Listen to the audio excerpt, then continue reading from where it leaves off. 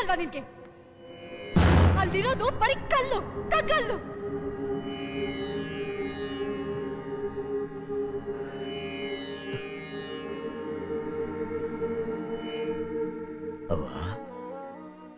ನೋಡ್ದ ಆ ಹುಡುಗಿ ಎಂತ ಮಾತನ್ಬಿಟ್ಲು. ಹೃದಯ, ನಾನು ಹೃದಯನೇ ಇಲ್ಲ ಅಂದ್ಬಿಟ್ಲು. ಹೃದಯ ಇಲ್ವಾ ನಂಗೆ? ಹೃದಯ ಇಲ್ವಾ ನನಗೆ? ಹೇಳವ.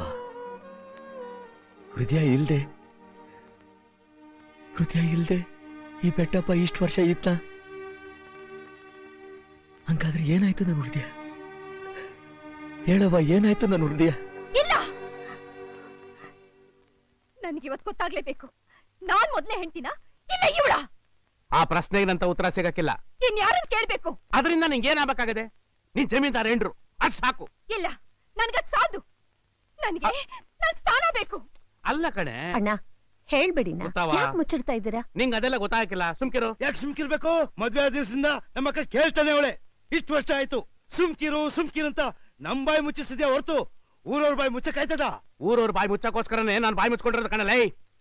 ನಾನೇನಾರ ಇವಳನ್ನ ಹಿರೇ ಹೆಂಡ್ತಿ ಅಂತಂದ್ರೆ ನಾಳೆ ಅವಳು ಬೀದಿಯಲ್ಲಿ ಓಡಾಡುವಾಗ ಜಮೀನ್ದಾರ್ ಎರಡನೇ ಹೆಂಡ್ತಿ ಹೋಗ್ತಾವಳೆ ನೋಡು ಅಂತಾರೆ. ಅವಳನ್ನೇನಾರ ಹಿರೇ ಹೆಂಡ್ತಿ ಅಂದ್ರೆ ಇವಳು ಹಂಗಂತಾರೆ. ಅದರಿಂದ ನಾಳೆ ನನ್ನ ಮಕ್ಕಳಿಗೆ ತೊಂದರೆ ಆಯ್ತದೆ. ಅವ್ರನ್ನ ಜಮೀನ್ದಾರ್ ಮಕ್ಕಳು ಅಂತ ಕರಿಬೇಕು. ಇವನು ದೊಡ್ಡ ಹೆಂಡ್ತಿ ಮಗ, ಇವನು ಚಿಕ್ಕ ಹೆಂಡ್ತಿ ಮಗ ಅಂತ ಕರೀಲೇಬಾರ್ದು. 10 ವರ್ಷದಿಂದ ಇದೇ ಮಾತು ಹೇಳಿ ನನ್ನ ಕಣ್ಣೀರು ಒರೆಸ್ತಾ ಇದ್ದೀರಾ. ನೋಡಿ, ಇವತ್ತು ನನಗೆ ಗೊತ್ತಾಗ್ಲೇಬೇಕು. ನೀವ್ ಹೇಳಲೇಬೇಕು. ನಾ ಹೇಳಕ್ಕಿಲ್ಲ ಕಣೆ. ಹೇಳಲೇಬೇಕು ರೀ. ಹೇಳಕ್ಕಿಲ್ಲ ಅನ್ನಲ್ಲ. ಹೇಳಕ್ಕಿಲ್ವಾ? ಹೇಳಕ್ಕಿಲ್ಲ. ಇನ್ನೊಂದು ಕಿತ ಈ ವಿಷಯ ಮಾತಾಡಿದ್ರೆ ನಿನ್ ನಾಲ್ಗೆ ಕತ್ತರಿಸಿ ಬಿಡ್ತೀನಿ. ಹುಷಾರ್.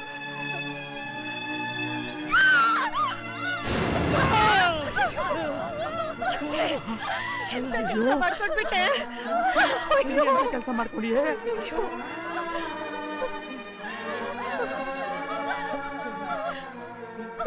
ತುಡುಕ್ಬಿಟ್ಟೆ ಕಣೆ. ಇಲ್ಲ, ನನ್ಗಾದ ಅನ್ಯಾಯ ನನ್ನ ಮಗನ್ಗಾಗ್ಬಾರ್ದು.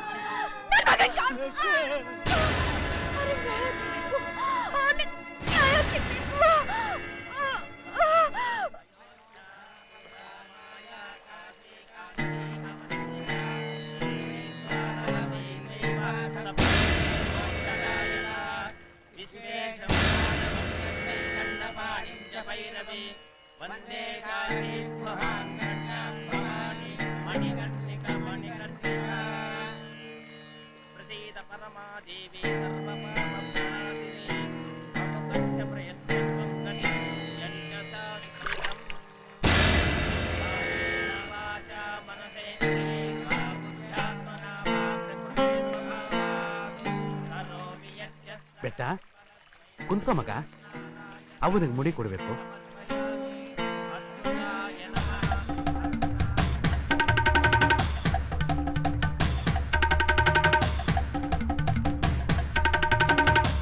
ಬೆಟ್ಟ ಲೈ ನಿಂತ್ಕೊಳ್ಳ.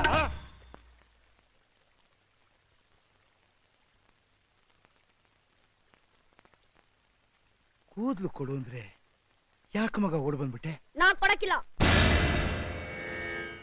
ನಮ್ಮವ್ವ ಮದ್ನಿಯೋಳ ಎಣ್ಣೆಯೋಳ ಅಂತ ಹೇಳೋ ಗಂಟ ನಾನ್ ತಲೆ ಕೂದ್ ನಾ ಕೊಡಕ್ಕಿಲ್ಲ.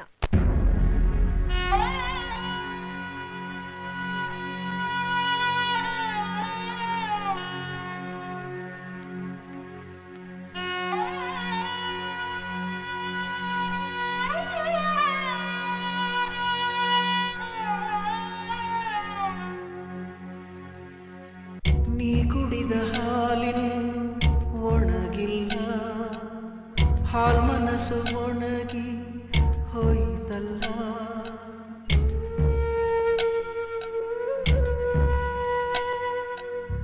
ಅಮ್ಮ ಎಂದು ನೀನು ಕೂಗಲೇ ಇಲ್ಲ, ಕೂಗಲು ತೆಗೆದ ತುಟಿ ಮುಚ್ಚಿಲ್ಲ.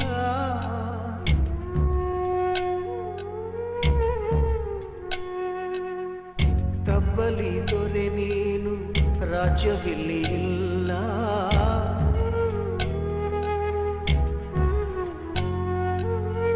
ತಬ್ಬಲಿ ದೊರೆ ನೀನು ರಾಜ್ಯವಿಲ್ಲಿ ಇಲ್ಲ.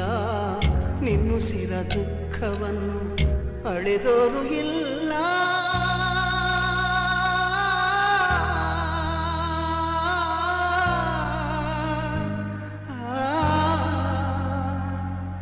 ಬೆಟ್ಟಪ್ಪ ಬೆಟ್ಟಪ್ಪ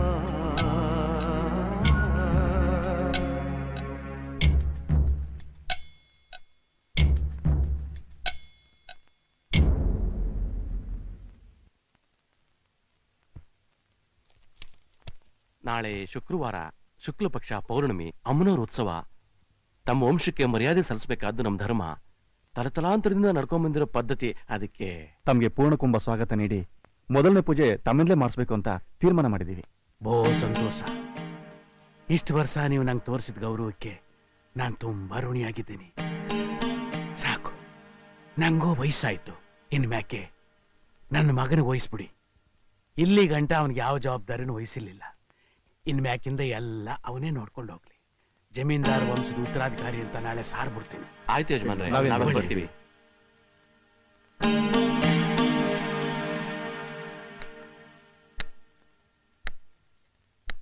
ಇದೇನಪ್ಪಯ್ಯ, ನನಗ್ಯಾಕಿದೆಲ್ಲ? ಬೇಕು ಮಗ, ನಾನ್ ಜೀವಂತವಾಗಿರೋವಾಗ್ಲೇ ನೀನೆಲ್ಲಾ ಜವಾಬ್ದಾರಿನೂ ಓರ್ಬೇಕು. ಬೇಡ ಅಪ್ಪಯ್ಯ, ದೊಡ್ಡೋನಿರುವಾಗ ನನ್ಗಿದೆಲ್ಲ ಬೇಡ ಅಪ್ಪಯ್ಯ. ಅವನ್ಗೆ ಕೊಟ್ಬಿಡಿ. ಸಾಕು ಅಪ್ಪಯ್ಯ, ಸಾಕು. ಜೀವನವೆಲ್ಲ ಬರೀ ಕಿತ್ತಾಟ, ಕೂಗಾಟ, ಹಠ, ದ್ವೇಷ. ಯಾತಕ್ಕೋಸ್ಕರ ಇದೆಲ್ಲ? ಅವನೇ ನಮ್ ಗಂಟು ಕೇಳ್ತಾ ಇಲ್ವಲ್ಲ, ಹಕ್ಕು ಕೇಳ್ತಾ ಇದ್ದಾನೆ. ಕೊಟ್ಬಿಡಿ ಅಪ್ಪಯ್ಯ. ಯಾವುದೋ ಒಂದು ಸಣ್ಣ ಕಾರಣಕ್ಕೋಸ್ಕರ ಯಾಕೆ ಮಾವಯ್ಯ ಇಷ್ಟು ದೊಡ್ಡ ಬೆರಕು?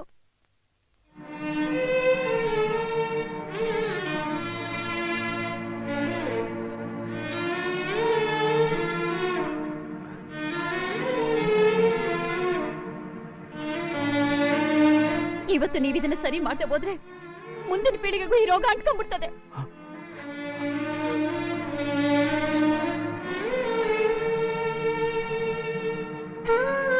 ಯಾಕೆ ತಾತ ಯೋಚನೆ ಮಾಡ್ತಿದ್ದೀರಾ? ಅವ್ರಿಗೆ ನಿಮ್ ಮೇಲೆ ಆಸೆ, ನಿಮಗ್ ಅವ್ರ ಮೇಲೆ ಆಸೆ. ನಿಮಗ್ ಯಾರಾದ್ರೂ ಬೈದ್ರೆ ಅವ್ರಿಗೆ ಕೋಪ, ಅವ್ರಿಗೆ ಯಾರಾದ್ರೂ ಬೈದ್ರೆ ನಿಮಗ್ ಕೋಪ. ಮತ್ ಯಾಕೆ ದ್ವೇಷ ಅನ್ನೋ ನಾಟಕ?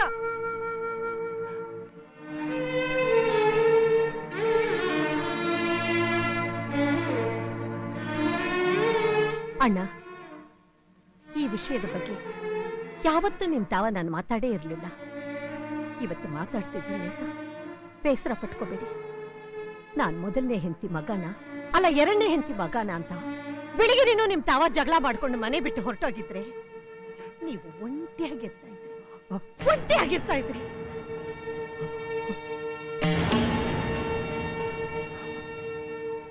ಅಪ್ಪಯ್ಯ, ಒಂದು ಸಾಧಾರಣ ಬಟ್ಟೆನ ಹೊಲಿಬೇಕಾದ್ರೆ ಸೂಜಿಗೆ ದಾರ ಸಹಾಯ ಮಾಡುತ್ತೆ. ಈ ಕಿತ್ತೋಗಿರೋ ಸಂಬಂಧ ಅನ್ನೋ ಪರ್ದೆನ ಹೊಲಿಬೇಕಾದ್ರೆ ಇವ್ರಿಬ್ರೇ ಸೂಜಿ ದಾರ. ನೀವು ಮನಸ್ಸು ಮಾಡಿದ್ರೆ ಹೊಲಿಬಹುದು. ಪ್ರಪಂಚದಲ್ಲಿ ಏನೇನೋ ಬದಲಾಗ್ತಾ ಇದೆ, ನಿಮ್ಮ ಮನಸ್ಸು ಯಾಕಪ್ಪ ಬದಲಾಗ್ತಾ ಇಲ್ಲ?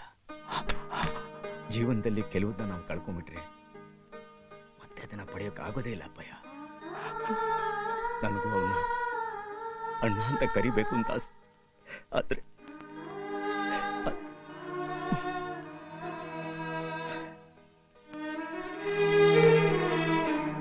ಇವನು ನಿಮ್ಮ ಮೊಮ್ಮಗ, ಇವಳು ನಿಮ್ಮ ಮೊಮ್ಮಗಳು, ನಿಮ್ದೇ ರಕ್ತ. ಇಬ್ರು ಪ್ರೀತಿಸ್ತಾ ಇದ್ದಾರೆ, ಆದ್ರೆ ಮದುವೆ ಮಾಡ್ಕೊಳಕ್ ಆಗ್ತಿಲ್ಲ. ಯಾಕೆ ಗೊತ್ತಾ ಅಪ್ಪಯ್ಯ? ದ್ವೇಷ. ಈ ಎರಡು ಮನೆಗೂ ಇವರಿಬ್ರು ಸೇತುವೆ ಮಾವಯ್ಯ, ಸೇತುವೆ. ಈ ಸೇತುವೆನ ನೀವೇ ಕಟ್ಬೇಕು ಮಾವಯ್ಯ.